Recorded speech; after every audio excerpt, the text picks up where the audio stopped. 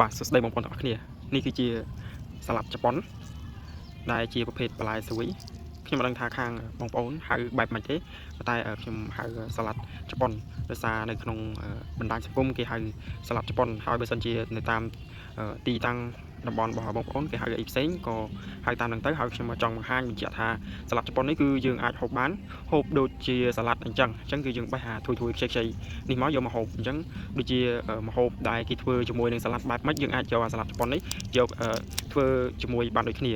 ហើយទី1គឺយើងអាចយកវាហូបសឆៅបែបនេះមកនិងមួយទៀតយើងអាចស្ងោរវាឲ្យវាទន់ហូបបានប៉ុន្តែសម្រាប់ខ្ញុំគឺហូបឆៅសបែបនេះគឺឆ្ងាញ់ជាពិសេសជាលក់ជាមួយនឹងប្រហុកជាមួយនឹងទឹកគ្រឿងហើយការដាំដុះរបស់វាគឺសូដាមែនតែននេះបងប្អូនគ្រាន់តែយើងកាច់មែកវាមកនេះដើមវាយើងយកដោតនៅដីគឺវាដុះហើយមែកចាស់បែបនេះកាត់បែបនេះមកគឺដោតនៅដីគឺវាដុះមកហើយពេលដែលយើងហូបគឺយើងហូបខ្ចីបែបនេះគឺយើងក្តិចវាមកគឺយើងអាសាក្តិចវាកាលណាដែលយើងអាសាក្តិចវាទៅគឺវានឹងដុះឲ្យយើងមកថ្មីទៀតកាលណាដែលយើងទុកយូរនេះបែបនេះគឺវាចេញចាស់បែបនេះគឺយើងពិបាកនឹងហូបហើយក៏ហូបប្រកាន់ដែរគឺអត់ឆ្ងាញ់ទេតខ្ចីបែបនេះអញ្ចឹងពេលដែលយើងបំបែកវាដូចជាប្រភេទជីដែរយើងដោតទៅគឺវាដុះពេលដែលយើងបំបែកវាគឺដាក់វាចន្លោះមកហើយកុំទុកឲ្យវាវែងពេកអញ្ចឹងយើងអាចកាត់ហូបនិយាយទៅយើងកាត់ហូបរាល់ថ្ងៃក៏បានដែរវារសជាតិវាគឺមានរសជាតិបន្លែសាបអញ្ចឹងបន្លែសាបហើយស្រួយអញ្ចឹងតតែយើងយកវាធ្វើជាម្លក់បានឆ្ងាញ់អញ្ចឹងហើយនឹងមួយទៀតគឺយើងយកវាបេះបើសិនយើងមានច្រើនយើងបេះវាយកទៅស្ងោរដូចជាស្ពៃអញ្ចឹង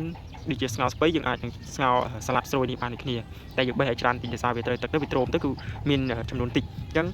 អានេះវាស្រួលដែរមែនតើអញ្ចឹងអាចនឹងបំបែកឲ្យវាកាន់តែច្រើនទៅគឺយើងអាចយកទៅធ្វើម្ហូបអាហារបានហើយអានេះបើពាក់ព័ន្ធនឹងវីតាមីនគឺវាមានវីតាមីនច្រើនហើយនៅខាងប្រទេសជប៉ុនគឺសម្បូរហូបមែនតើហើយជាពិសេសនៅតាមហាងធំហើយម្ហូបចិនតែគេធ្វើម្ហូបបែបម្លក់គឺភាគច្រើនគឺមានសាឡាត់ជប៉ុនហ្នឹងហើយអញ្ចឹងសាឡាត់ជប៉ុននេះគឺនៅស្រុកខ្មែរយើងគឺមិនទាន់មានការដាំដុះច្រើនទេប៉ុន្តែចង់បង្ហាញបងប្អូនទាំងអស់គ្នាឲ្យបានស្គាល់ពីសាឡាត់ជប៉ុននេះហើយការដាំដុះគឺងាយស្រួលមែនតើអញ្ចឹងពេលដែលយើងដាំដុះវាកាន់តែច្រើនគឺយើងអាចយកវាហូបហើយនឹងចំណេញនៅពេលដែលយើងទិញបន្លែផ្សេងបាទអរគុណច្រើន